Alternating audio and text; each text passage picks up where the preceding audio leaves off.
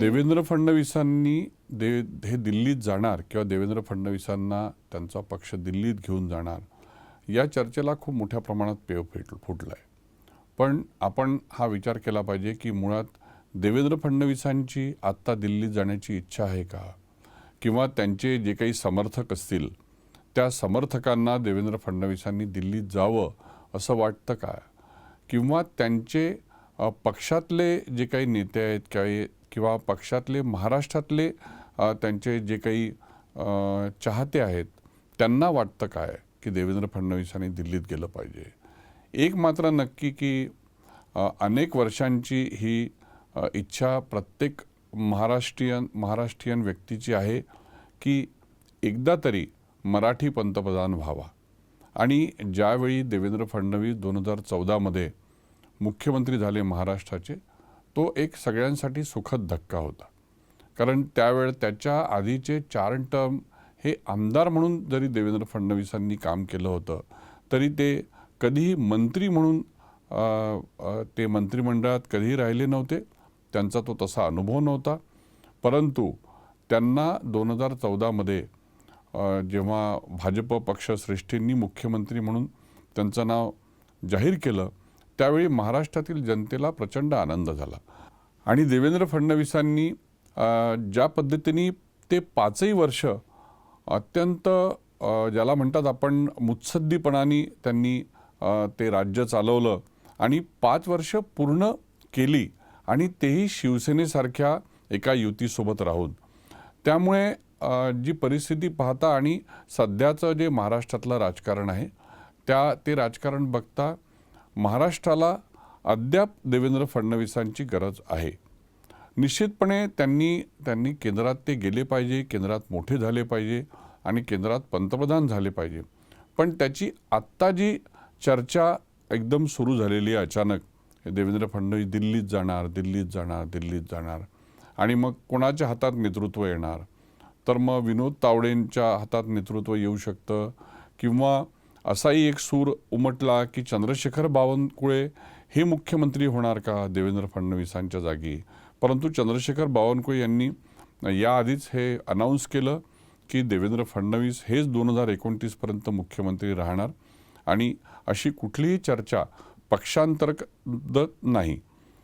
तर हा एक भाग बघता एक असं काही जाणकारांचं म्हणणं आहे की शरद पवार याचे काही बोलविते धनी आहेत का, की ते काही पडद्याआड राहून अशा प्रकारची चर्चा घडवून आणतात आहे का।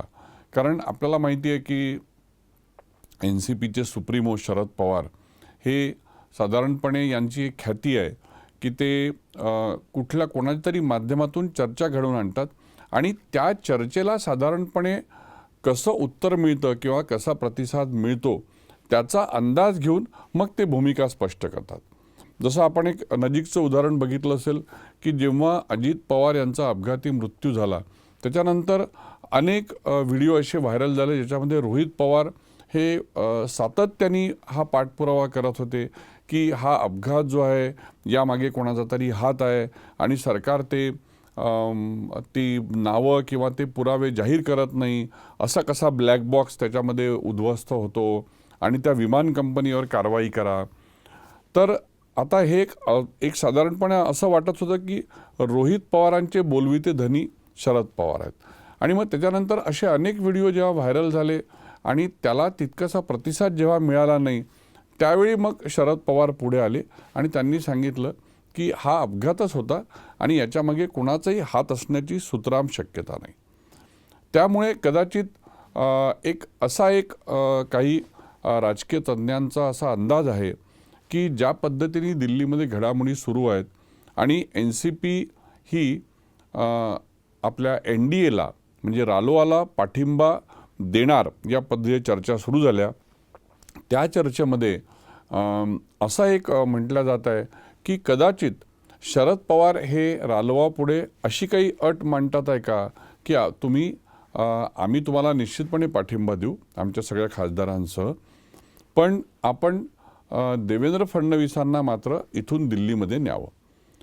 कारण मुळात काय झालं आहे की महाराष्ट्राच्या राजकारणात एक जो देवेंद्र फडणवीसांनी दबदबा निर्माण केला त्याच्यामुळे सगळे शत्रू हे चारी मुंड्या चीत झालेले आहे आणि ते चारी मुंड्या चीत झालेले असताना आता पर्याय असा उरलेला आहे की आता देवेंद्र फडणवीस जर इथून महाराष्ट्रातून कुठे दुसऱ्या ठिकाणी गेले नाहीत, दिल्लीत गेले नाहीत, तर तोपर्यंत महाराष्ट्रामध्ये इतर कुठल्याही नेत्याला फारसं काही करण्यासारखं नाही आहे.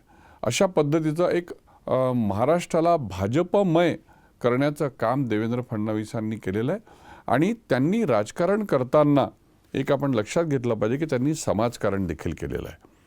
त्यांनी अनेक प्रकारची कामं जी आहे त्याच्यामध्ये तुमची औद्योगिक वाटचाल असेल किंवा शैक्षणिक असेल किंवा आरोग्याच्या गोष्टी असतील किंवा बेरोजगारी मिटवणं असेल किंवा तुमचा ज्या पद्धतीचं इंडस्ट्रीयल रिव्हॉल्युशन असेल, वेगवेगळ्या कंपनीजना आणणं, डावोसला जाऊन खूप मोठ्या प्रमाणात गुंतवणूक आणणं, तर मोठे मोठे इन्फ्रास्ट्रक्चरचे कामं जे आहे ते त्यांनी राज्यामध्ये घडवून आणले.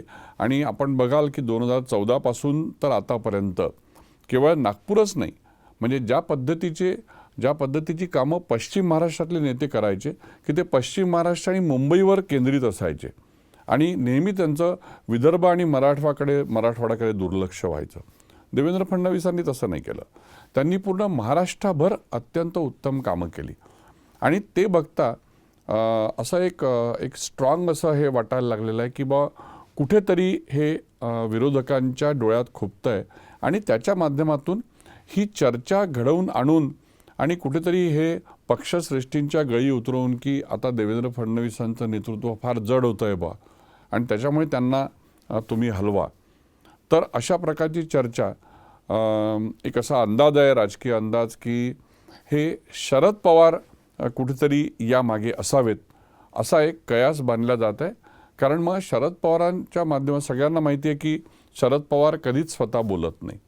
तेव्हा ही जी चर्चा घडून येते, संजय राऊतांनी ज्या पद्धतीचं स्टेटमेंट केलं की चंद्रशेखर बावनकुळे मुख्यमंत्री होतील किंवा आता देवेंद्र फडणवीसांचं एकूणच राजकारण संपवण्याचा घाट हा भाजप पक्षश्रेष्ठींनी घातलेला आहे. या सगळ्या गोष्टी अत्यंत चुकीच्या आहेत आणि अशी कुठली चर्चा या ठिकाणी आतापर्यंत नाही आहे. पण एक नक्की आहे की ही चर्चा घडवून आणून कुठेतरी राज्यातलं राजकारण हा कलुषित करण्याचा डाव साधारणपणे शरद पवार आणि इतर लोकांचा दिसतोय.